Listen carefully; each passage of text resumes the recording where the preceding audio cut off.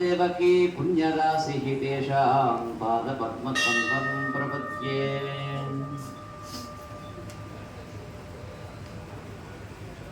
अखण्डमण्डलाकारं व्याप्तं येन चराचरं तत्पदं दर्शतं येन तस्मै श्री विखनसे नमः।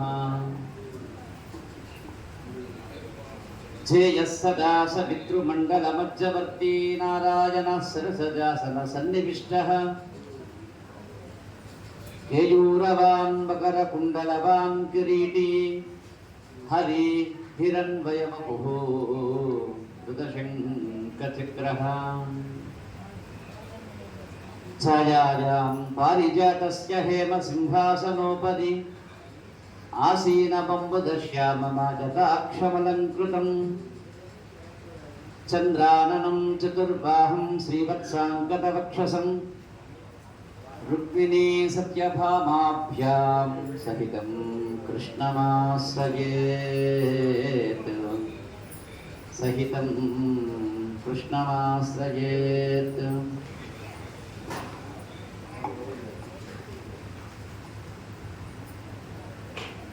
व्यासं वसिष्ठनप्तारं शक्ते पौत्रमकल्मषं पराशरात्मजं वन्दे शुभदां तपोनिधिं।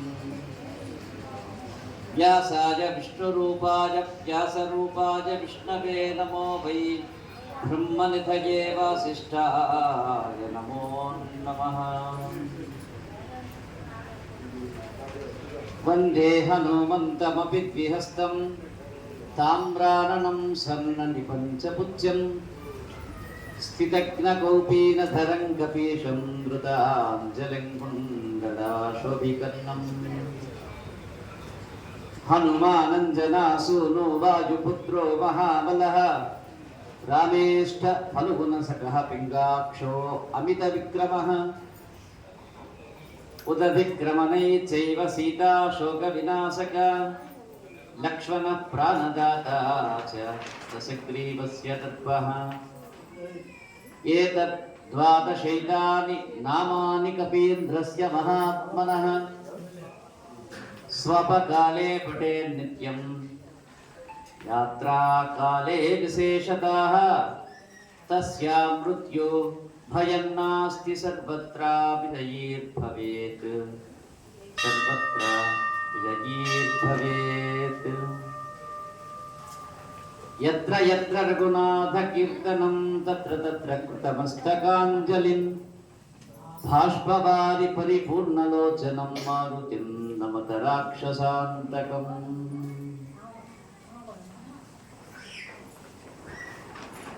పలికిడితి భాగవతమట పలికించి విభిండు రామభద్రుండటనే పలికిన భవ హరమగునట పలికొద వీరుండుగాద పలుకుగనేలా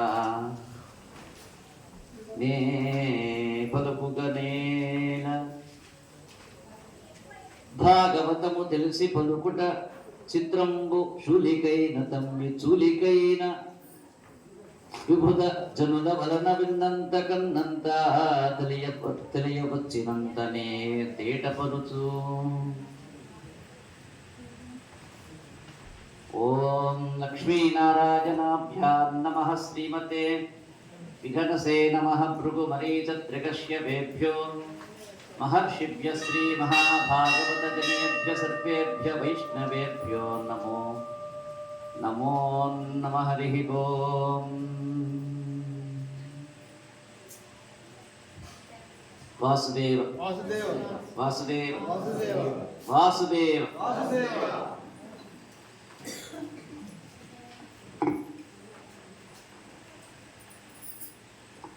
భగవద్బాంధవులకు పునఃస్వాగతం.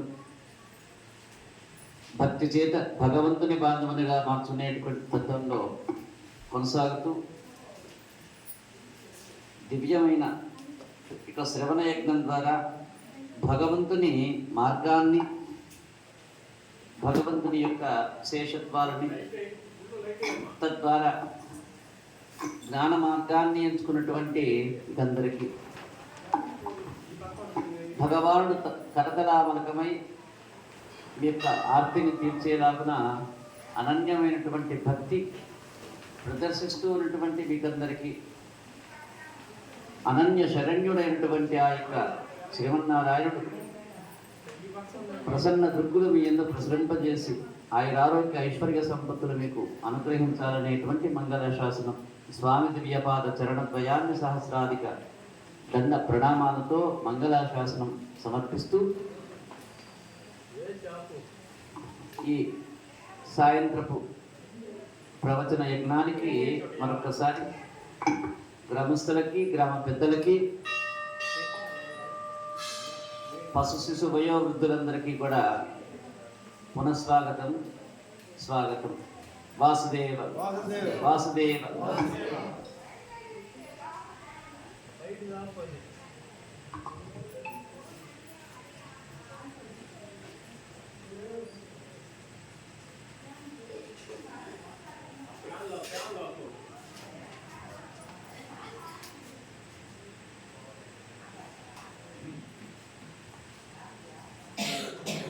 వామన చరితాన్ని మనం ఆస్వాదించాం. భగవంతుడు తన యొక్క తత్వాన్ని యొక్క విశ్వమంతా వ్యాపింపజేసి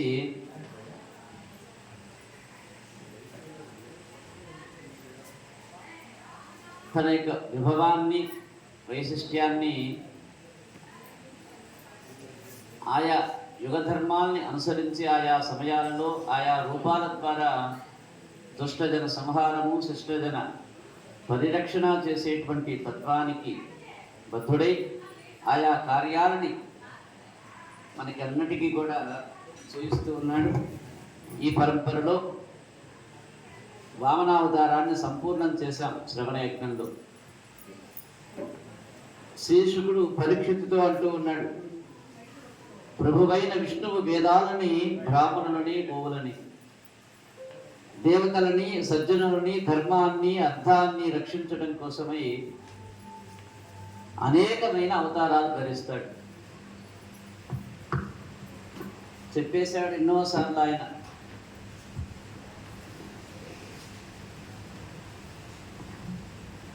ధర్మ సంస్థాపనార్థాయ సంభవామి యుగే యుగే. నామ రూప గుణాలేవి కూడా లేని ఆ యొక్క పరబ్రహ్మకి ఇది గొప్పదట. ఆయనకి అది గొప్పది ఇది తక్కువ అనేటువంటి భేదభావం ఏమీ ఉండదు. త్రిగుణాలతో కూడి ఉన్నటువంటి ప్రకృతిని వినియోగించి నామరూప గుణాలతో ఆయన అవతరిస్తూ ఉంటాడు. గత కల్పాంతరంలో ద్రవిడ దేశపురాదైనటువంటి సత్యవ్రతుడు కృతమాల అనేటువంటి నది ఒడ్డున కూర్చొని శ్రీ మహావిష్ణువు గూర్చి తపస్సు చేస్తూ కనిపించాడు. తపస్సు చేస్తూ ఉన్నాడు ఆయన. ఒకనాడు అతడు నదిలో తర్పణం విడవటానికి నదిలోకి దిగాడు. అలా దోసరితోటి నీళ్లు తీసుకుని తర్పణం ఇవ్వటానికి ప్రయత్నం చేసేటువంటి సమయంలో ఒక చిన్న చేప పిల్ల కనిపించిందట. అతను దాన్ని నదిలో పడేశాడు. అప్పుడు ఆ చేప పిల్ల ఇలా అన్నదట, ఓ దయామయ, జాలని వాని వల్ల పడతాను లేదా పెద్ద చేప నోటిలో పడతాను. ఆ భయం చేత నేను నీ చేతుల్లోకి వచ్చాను. అంటే నేను శరణార్థి అయి ఉన్నా, రక్షణ కోరే. నన్ను మళ్ళీ మృత్యుముఖంలో పడవేయడం ధర్మమేనా అని చెప్పి అడిగిందట ఆ చిన్న చేప.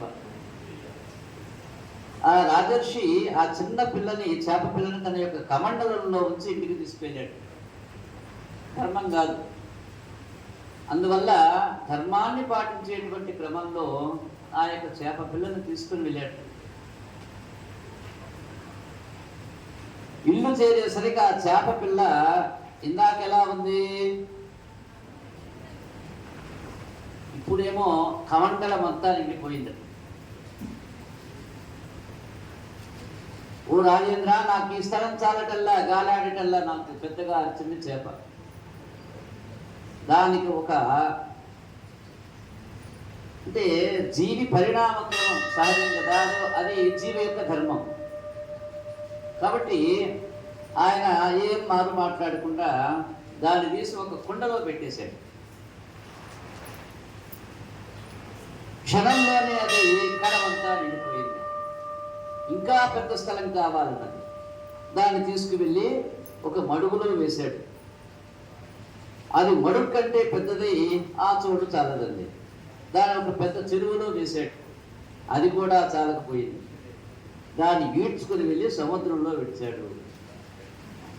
అప్పుడు ఆ చేపతి, ఓ రాజా, నన్ను ఇంతదాన్నిగా పెంచి ఇప్పుడు ఈ సముద్రంలో తిమింగలాలు పాలు చేస్తావా? ఇది నీకు న్యాయమేనా? నల్లాడింది. ఆశ్చర్యం వేసింది రాజుగారికి. కోపం. ఏం చేయాలో తోచుగా అంటూ ఉన్నాడు, ఓ మీనరాజమా, నీవెవరు అసలు? నీ వాళ్ళకం నాకు అర్థమైపోయింది. సామాన్య చేపవి కాదు. నేను ఒక్క రోజులోనే ఇంతటి భీకరమైన శరీరాన్ని ఎదిగిపోయినటువంటి నీవు నన్ను అనుగ్రహించడానికి మాయా రూపంలో వచ్చిన విష్ణుమూర్తిగా నేను భావిస్తూ ఉన్నా. నిజంగా నీవు ఆ యొక్క మహానుభావుడివి అయితే, ఓ అచ్యుత, అనంత, నారాయణ, ఈ విధంగా దర్శనం ఇస్తావా ప్రభు? నీ అవతారాలకి ఏదో ఒక మహాప్రయోజనం ఉంటుంది విశ్వంలో. లోక కళ్యాణమే నీ యొక్క లీలా విశేషం. లోక కళ్యాణానికి, విశ్వశాంతికై నీ యొక్క రంగులు మారుతాయి, నీ యొక్క రూపం మారుతుంది, నీ యొక్క అవతారాలు మారుతాయి, నీ మాటలు మారుతాయి, నీ చేష్టలు మారుతాయి. ఓ విశ్వరూప, విశ్వేశ, నీవు భక్తపరాధీనుడువయ్యా మహానుభావ. అనేక వేల వందనాలు సమర్పిస్తూ ఉన్నా. ఈ సందర్భంగా నన్ను ఏదో పరీక్ష చేయడానికి వచ్చినట్టుగా నాకు భయంగా ఉంది. వైకుంఠంలో మహాలక్ష్మితో వినోదిస్తూ ఉండవలసిన నీవు నీ యొక్క ఈ నీచ రూపాన్ని చేపగా ఎందుకు వచ్చావు అని చెప్పి అడిగేశాడు ఆ యొక్క సత్యవ్రతుడినేటువంటి స్వామి భక్తుడు. మీనరూపిధారైనటువంటి విష్ణు అన్నాడు, ఓ నరేంద్ర, నేటికి 7వ రోజున ఈ 3 లోకాలు ప్రళయ జలంతో నిండిపోతాయి. అప్పుడు ఒక విశాలమైన నావ నీ దగ్గరికి వస్తుందయా. నీవు ఆ నౌకలో సమస్త ఔషధులను, విత్తనాలని సంగ్రహించి ఉంచు. నీతో పాటు 7 ఋషులు ఆ నౌకలో ఉంటారు. మీ ముందు భాగంలో పెను చీకటిగా ఆవరిస్తుంది. సూర్య చంద్రుల కాంతి ఉండదు కనుక ముడుల మేనికాంతులే మీకు దీపాల్లాగా మెరుస్తూ ఉంటాయి. సముద్ర జలాల్లో నావ తేలుతూ సాగిపోతూ ఉంటుంది. అలల తాకిడికి నావ భగ్నం కాకుండా మీన రూపంలో నేను మిమ్మల్ని కాపాడుతూ ఉంటాను. వాసుకి అనే ఒక పెద్ద సర్పం నీకు కనిపిస్తుంది. దాన్ని త్రాడుగా లాగి ఉపయోగించి నావని నా ముక్కు కొనకి బంధించి ఉంచు. బ్రహ్మ యొక్క రాత్రి గడిచే వరకు, ప్రళయ రాత్రి ముగిసే వరకు నేను మిమ్మల్ని రక్షిస్తూ అలా మీ దగ్గర ఉండిపోతా అని సవివరంగా సత్యవృతుడికి తెలియజేశాడు శ్రీమన్నారాయణుడు ఆ యొక్క మీన రూపంలో. సత్యవృతుడు ఏదైతే భగవానుడైనటువంటి శ్రీమన్నారాయణుడు చెప్పినటువంటి ప్రళయ రాత్రి ఆగమనం గురించి ఎదురు చూస్తూ ఉన్నాడట. కల్పాంతం అన్నాడు, అదే ప్రళయ రాత్రి అన్నాడు. ఆ సమయం వచ్చేసింది. ఎడతెరిపోయేని వాన మొదలైంది. వర్షాలతో, ఉరుములతో, మెరుపులతో, పిడుగులతో, పెడగాడ్పులతో సముద్రాలు పొంగి, భూమండలాలు మునిగి నానాభీభత్సంగా వాతావరణం మారిపోయింది. నౌక రాగానే సత్యవతుడు 7 ఋషులు సరుకులతో ఎక్కారట. ఏమేమన్నాడు? ఔషధులు, అలాగే విత్తనాలు. 1,00,000 యోజనాల శరీరంతో ఒంటి కొమ్ము గల ఒక మత్స్యము, మహామత్స్యము, ఒక సర్పము తన దగ్గరికి వచ్చేసాయి. భగవంతుడు చెప్పినట్లే నావని చేప కొమ్ముకు బంధించాడు ఈ యొక్క సత్యవ్రతుడు. భగవానుని ఈ విధంగా స్తోత్రం చేయసాగాడు. ఓ పరమేశ్వర, అనాదిగా వస్తూ ఉన్న అవిద్య వలన అవిద్య అంటే అజ్ఞానం. అవిద్య అంటే విద్య లేకపోవడం, అదే అజ్ఞానం. అవిద్య వలన కొందరు సంసారంలో చిక్కుకుంటూ కోరికల వెంట పరిగెడుతూ పూర్వ పుణ్య విశేషం చేత అంటే మనం అనుభవించేటువంటి ఈ సుఖాలు, అనుభవించేటువంటి యొక్క ఐశ్వర్యాలు, అనుభవించేటువంటి యొక్క విశేషాలన్నీ పూర్వ పుణ్యము యొక్క ఫలము అనేటువంటి విశేషం, పూర్వ పుణ్య ఫల విశేషం అనేటువంటి దాన్ని మరిచిపోయి అనేక రకాల అవస్థలు పడుతూ ఉన్నారు. నిన్ను తలుచుకోవటం మర్చిపోతూ ఉన్నారు. కానీ నిన్ను సేవించి తరించడం అనేటువంటిది కేవలం జ్ఞాన సముపార్జన ద్వారాగానే పొందగలరయ్యా. నీవే అందరికీ పరమగురుడవు, జ్ఞానదాతవు, మోక్ష ప్రదాతవు. నిన్ను సేవించినంతనే మాలిన్యం తొలగిన బంగారంలాగా సంసారులు జ్ఞానవంతులవుతారయ్యా. నీ అనుగ్రహంతో 10,000 వంతులు ఒక లవలేశము వలన దేవేంద్ర పదవి లభిస్తుంది కదా. చూడండి, ఒకడు 100 యజ్ఞాలు చేస్తే దేవేంద్ర పదవి వచ్చేస్తుంది. ఇది ఇక దేవతలకు ఉన్నటువంటి రూల్. అది దేవతా పదవి ఎవరికే అంటే 175 సీట్లలో ఎన్ని గెలిస్తే సీఎం అవుతాడు. అలానే 100 యజ్ఞాలు చేస్తే దేవేంద్ర పదవి. 100 యజ్ఞాలు అంటే ఇలాంటి యజ్ఞాలు కాదు, అవి చాలా పెద్దది. అగ్నిష్టోమ అతిరాత్ర వాజపేయ శాంతపన పౌండరీక సోమయాగాది మహాకృతు అన్నాడు. వాటి పేర్లు కూడా పేరు. ఇలాంటి యజ్ఞాలు 100 చేస్తే ఇంద్ర పదవి. కాబట్టి వాడు ఇంద్రుడు. అక్కడ ఉన్నవాడు అక్కడ కూర్చున్న అక్కడ ఇంద్రుడు అంటే ఒకడు కాదు ఇంద్రుడు. ఇప్పుడు మన ముఖ్యమంత్రి అన్నట్లు ఆ ముఖ్యమంత్రి సీట్లో ఎవరుంటే ఆయన ముఖ్యమంత్రి, పేర్లు మారుతూ ఉంటాయి కానీ ముఖ్యమంత్రి. అలానే ఇంద్రుడు కూడా ఒక పదవి. తఫాలుగా ఆ యోగాన్ని పొందినటువంటి వాడు, ఆ యొక్క పుణ్యం లభించినటువంటి వాడు అందులో కూర్చుంటూ ఉంటాడు. దానికి ప్రధానమైనటువంటి అర్హత ఏమిటయా అంటే 100 యజ్ఞాలు చేయటమే. కాబట్టి వాడు ఏదైనా మర్చిపోయి ఏదైనా పనిలో ఉండి 99 యజ్ఞాల వరకు చూసినా కానీ 90 యజ్ఞాల వరకు చూసినా కానీ ఇక చివరి 10 యజ్ఞాల సమయంలో మటుకు కాచుకొని ఉంటాడు. వీరిని ఎలా చెడగొట్టాలా ఎలా చెడగొట్టాలా అని బ్రహ్మని పంపించము, అప్సరసల్ని పంపించటము, ఇలా అనేక రకాల చర్యలు చేస్తూ ఉంటాడు వాడి యొక్క పుణ్యఫలం తరగటానికి.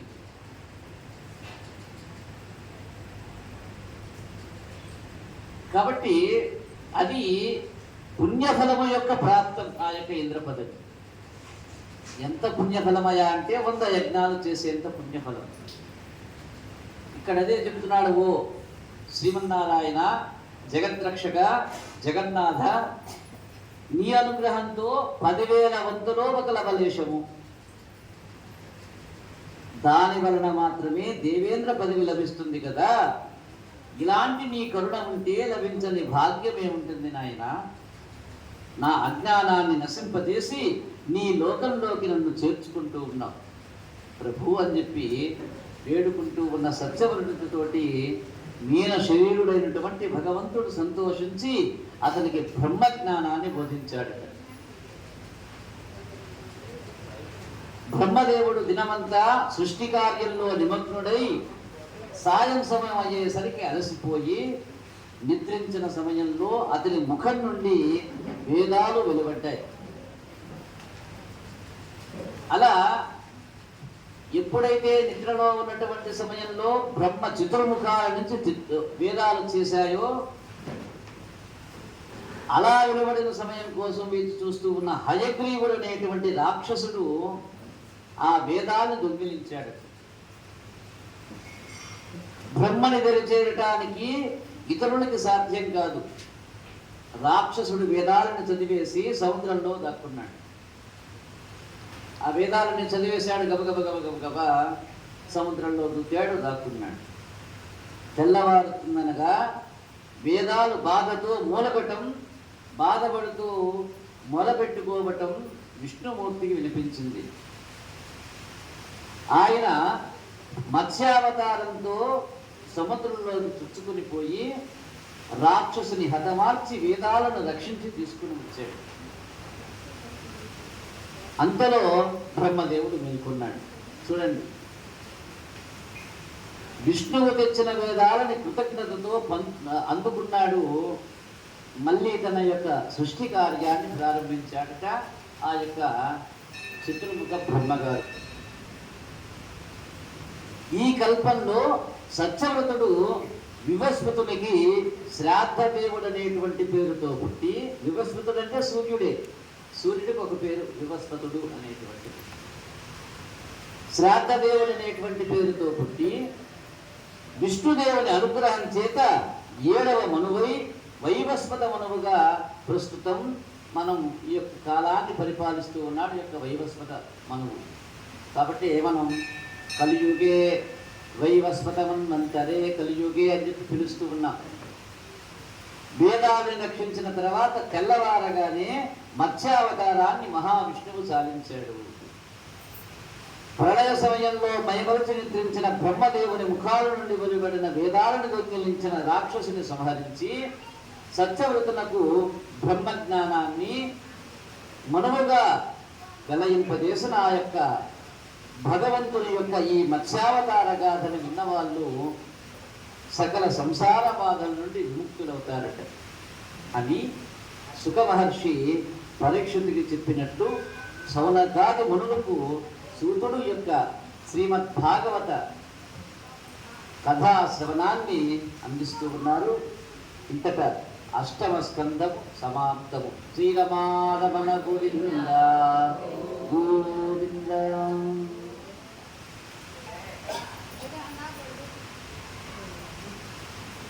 చెప్పుకున్నట్టు 12 స్కందాలు ఉన్నాయి శ్రీమద్ భాగవతం